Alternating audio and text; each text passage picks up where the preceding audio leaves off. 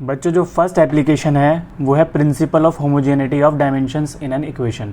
तो principal of homogeneity क्या कहता है कि अगर कोई इक्वेशन गिवन है, करेक्ट इक्वेशन गिवन है, तो उसमें जितनी भी टर्म्स होंगी उनकी डायमेंशन सेम होंगी, या ये भी कह सकते हैं कि सेम फिजिकल क्वांटिटी में सेम फिजिकल क्वांटिटी ऐड की जा सकती है। यानी एप्पल में एप्पल ऐड किया जा सकता है, ऑरेंज में ऑरेंज ऐड किया जा सकता है, एप्पल को ऑरेंज में ऐड नहीं किया जा सकता। दैट मीन्स ऐसा नहीं कर सकते कि फोर्स में वेलोसिटी ऐड कर दें या डिस्टेंस में फोर्स ऐड कर दें। ठीक है, अलग अलग फिजिकल क्वांटिटीज़ को ऐड या सब्ट्रैक्ट नहीं किया जा सकता।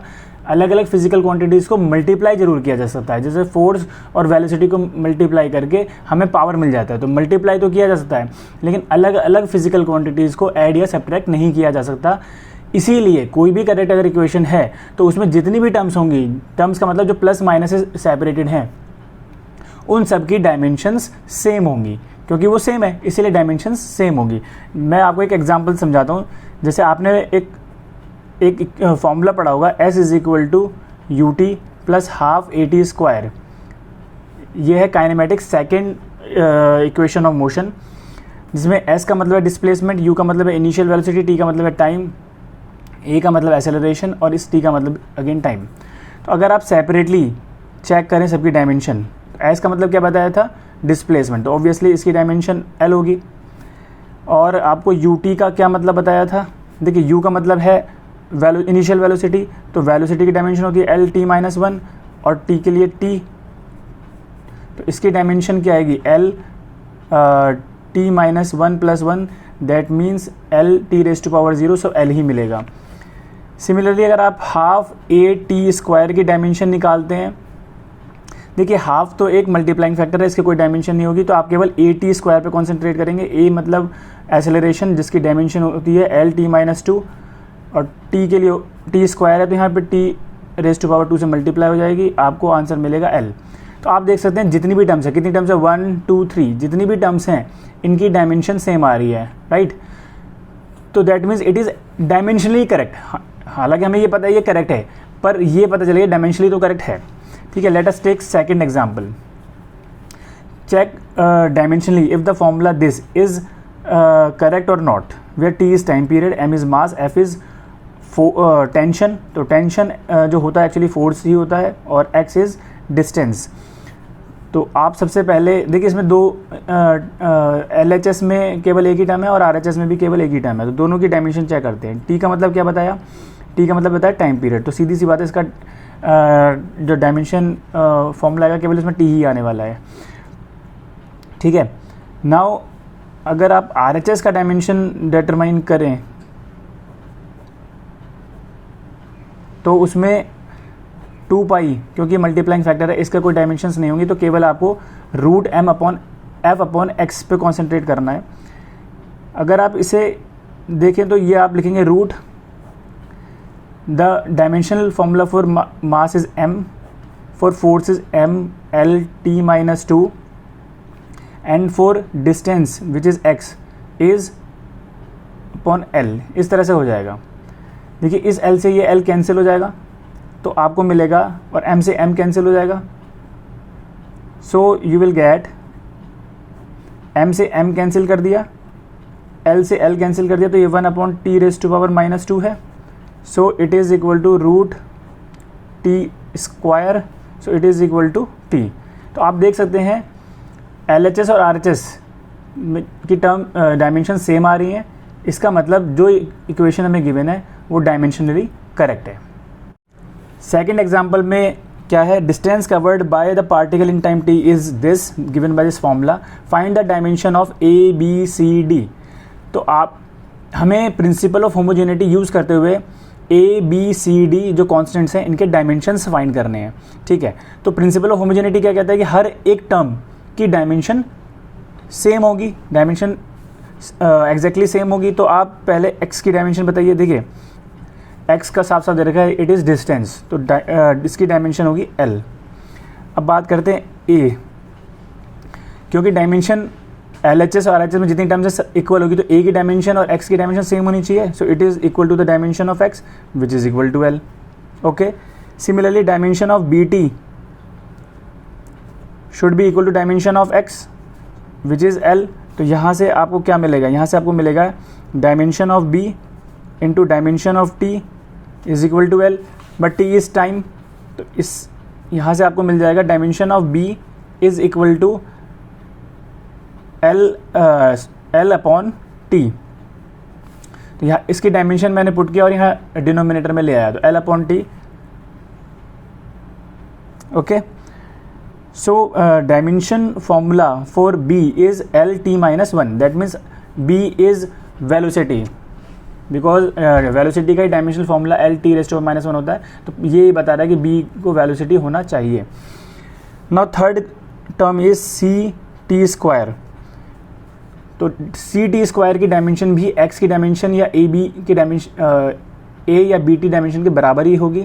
तो dimensional formula for C T square is equal to dimension formula for X, so it is giving that dimensional formula of C into dimensional formula for T square is equal to dimensional formula of x.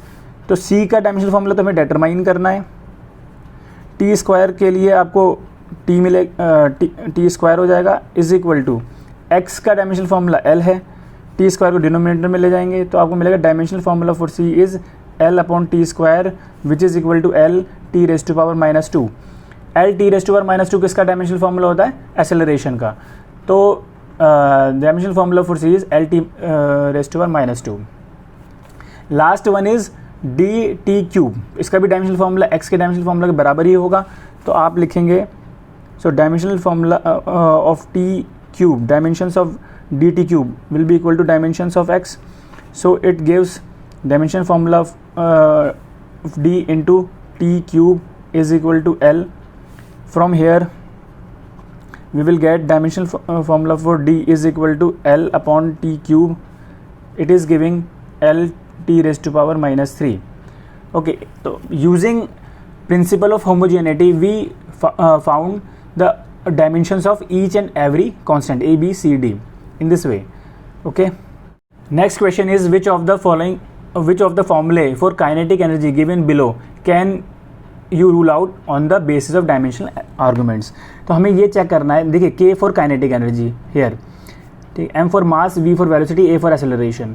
हमें ये check करना है कि kinetic energy के कौन से फॉर्मूले गलत हैं, हम किसको रूल आउट कर सकते हैं। तो एक एक करके हम चेक करेंगे।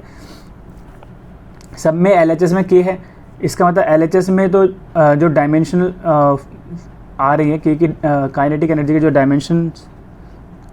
डायमेंशंस होते हैं, डायमेंशनल फॉर्मूला होता है वो होता है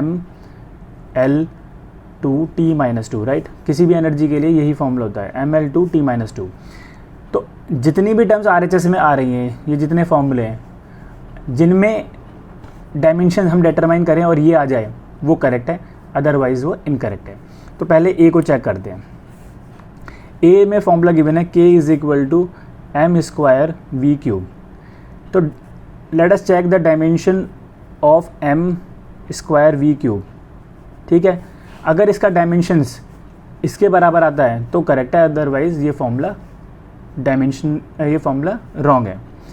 तो आप इसमें क्या करेंगे, पहले एम स्क्वायर का dimensional formula into V cube का डायमेंशनल फार्मूला। एम स्क्वायर मतलब एम मास है, मास का स्क्वायर, तो मास के लिए कैपिटल एम ले लेंगे। वी का डायमेंशनल फार्मूला होता है एल टी माइनस वन, उसका क्यूब हो रहा है। तो यहाँ से आपको मिलेगा dimensional formula for M square V cube is equal to M square L cube T raise to power minus 3। आप देख सकते हैं जो RHS है उसका डायमेंशनल फार्मूला LHS के बराबर नहीं आया।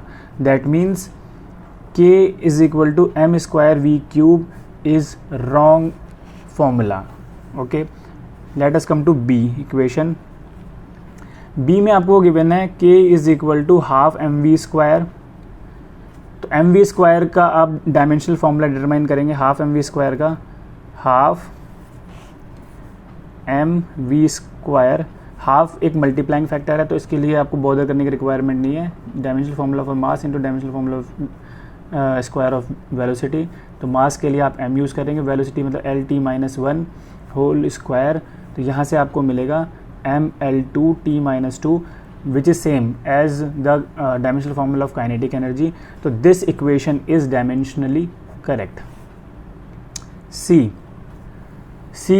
Is K is equal to MA, ठीक है। RHS का डायमेंशनल फॉर्मूला हम डिटरमाइन करते हैं। RHS का डायमेंशनल फॉर्मूला है A is equal to dimensional formula for mass into dimensional formula for acceleration which is LT-2, it is equal to MLT-2 which is dimensional formula force, not kinetic energy. तो that means it is also wrong. हमने क्या कर रखा है, kinetic energy force के बराबर रखा है, विच इज़ नॉट पॉसिबल। तो ये करेक्ट, सॉरी ये रॉन्ग है। This is perfectly wrong formula. Now after that देखिए, अगर आप डी को देखें तो डी में है 3/16 mv², और बी में भी हाफ mv² था, तो ये कांस्टेंट से कोई फ़र्क नहीं पड़ेगा। तो डी की डायमेंशंस, डी में जो डायमेंशंस आ रही हैं RHS में और बी में जो आ रही है वो सेम आएंगी। तो इसका मतलब डी के केस में भी because B is dimensionally correct, तो डी भी डायमेंशनली करेक्ट होगा। तो D is also dimensionally correct. Okay, last one है ई। तो ई को अगर आप देखें, यहाँ तो आ रहा है हाफ mv², जिसके डायमेंशंस हमने अभी डिटरमाइन किया था वो आया था ML/T-2, और इधर आ रहा है MA, जिसके डायमेंशनल फॉर्मूला में आ रहा है ML/T-2, जिसका मतलब ये तो फोर्स को रिप्रेजेंट कर रहा है, ये एनर्जी को रिप्रेजेंट कर रहा है। तो ये तो किसी भी तरीके से डायमेंशनली करेक्ट हो ही नहीं सकता। तो E is dimensionally, it is wrong, E is wrong. तो हमें रूल आउट करने को बोला गया था कौन कौन से गलत है। तो आप बता सकते हैं कि A is wrong, B is correct, C is wrong, D is correct and E is wrong. तो in this way, by using principle of homogeneity, we can easily check that which equation or which formula is dimensionally correct. Okay, let us take one more example. Question is test if the following equations are dimensionally correct. ठीक है, चलिए ये check करते हैं। Formula है v is equal to square root p upon rho. This is the formula for velocity of sound in a gaseous medium. तो v is representing velocity, p is pressure and rho is density of the air. So पहले LHS यानी v का आप dimensional formula determine कीजिए। तो आपको पता है LT-1 होता है। प्रेशर का डायमेंशनल फार्मूला क्या होता है, देखिए अगर किसी आपको नहीं पता तो आप डिटरमाइन कर सकते हैं। प्रेशर का होता है फोर्स अपॉन एरिया, और फोर्स का होता है ML/T-2 upon area is L2। तो प्रेशर का डायमेंशनल फार्मूला आएगा ML-1T-2, right. So and rho density क्या होता है, मास अपॉन वॉल्यूम। तो dimensional formula of mass divide by dimensional formula of volume which M/L³। तो आपको मिल जाएगा ML³। So dimensional formula of root P upon rho is equal to root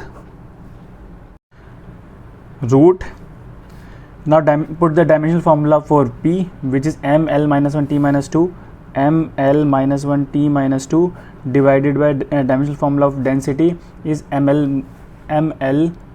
raised to power -3। तो ML raised to power -3, M cancels M, L raised to power -1 है, ये ऊपर जाएगा तो L raised to power 2 हो जाएगा। तो आपको मिलेगा root L square T raised to power -2 LT raised to power -1। तो आप देख सकते हैं LHS और RHS दोनों की डायमेंशन सेम आ रही है। डायमेंशन सेम आने का मतलब है this formula is dimensionally correct. Now second part पे आते हैं। Second part is nu is equal to 1/2 pi root MGL upon I।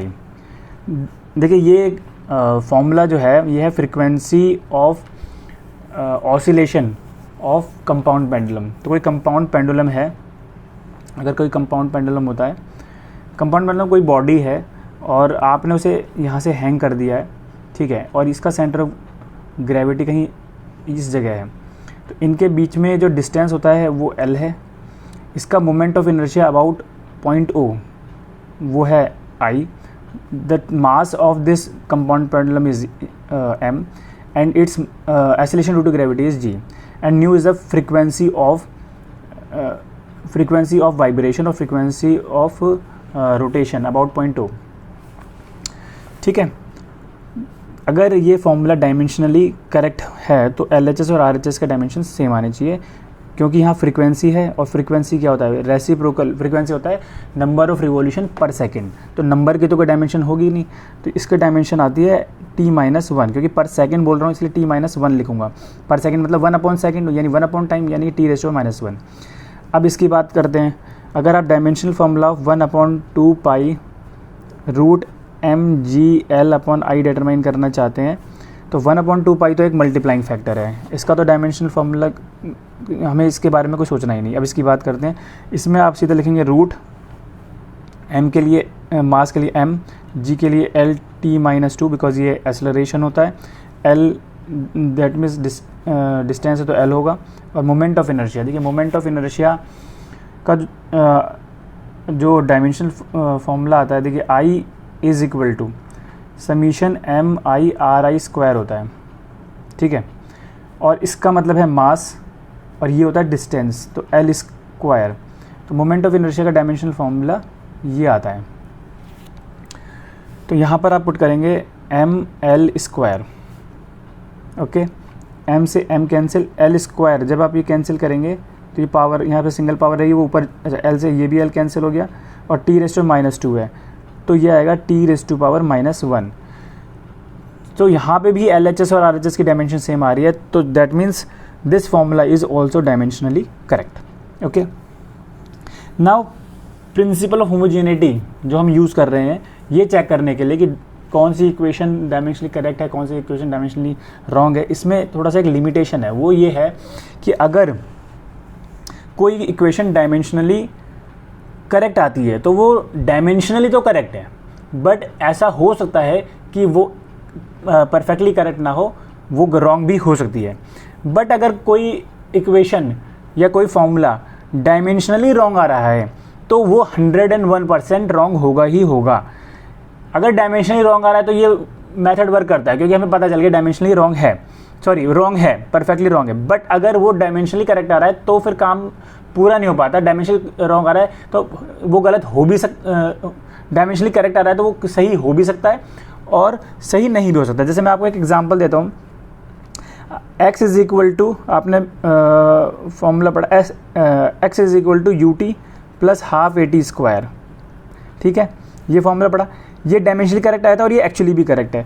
But अगर इसी फॉर्मूले में मैं कर दूं x is equal to ut plus AT², अब ये जो फॉर्मूला ये भी डायमेंशनली करेक्ट आएगा, क्योंकि हाफ AT² और AT² दोनों का डायमेंशन तो सेम ही आएगा, ठीक है, बाकी सब कुछ सेम ही है। तो ये फॉर्मूला, सेकंड फॉर्मूला भी डायमेंशनली करेक्ट आएगा, but this formula is wrong. तो डायमेंशनल एनालिसिस से या फिर प्रिंसिपल ऑफ होमोजेनिटी से हमें ये नहीं पता चलता कि कोई इक्वेशन परफेक्टली करेक्ट है या नहीं है। हाँ, ये जरूर पता चल जाता है कि अगर डायमेंशन रॉन्ग है तो वो परफेक्टली रॉन्ग है। This is the limitation of this method. बच्चों, आप इस मेथड को कॉम्पिटिटिव एग्जाम में यूज़ कर सकते हैं टू एलिमिनेट रॉन्ग ऑप्शंस। आप ऑप्शन चेक करेंगे, डायमेंशनली चेक करेंगे कि कौन सा ऑप्शन डायमेंशनली करेक्ट है, कौन सा ऑप्शन डायमेंशनली रॉन्ग है। जो डायमेंशनली रॉन्ग है एटलीस्ट वो तो आपका एलिमिनेट हो जाएंगे। तो कॉम्पिटिशन्स में भी इस मेथड से हेल्प मिल जाती है। अगर आपको ये वीडियो अच्छा लगा हो तो प्लीज़ इसे लाइक और शेयर कीजिए और चैनल को सब्सक्राइब ज़रूर कीजिए। Thank you so much.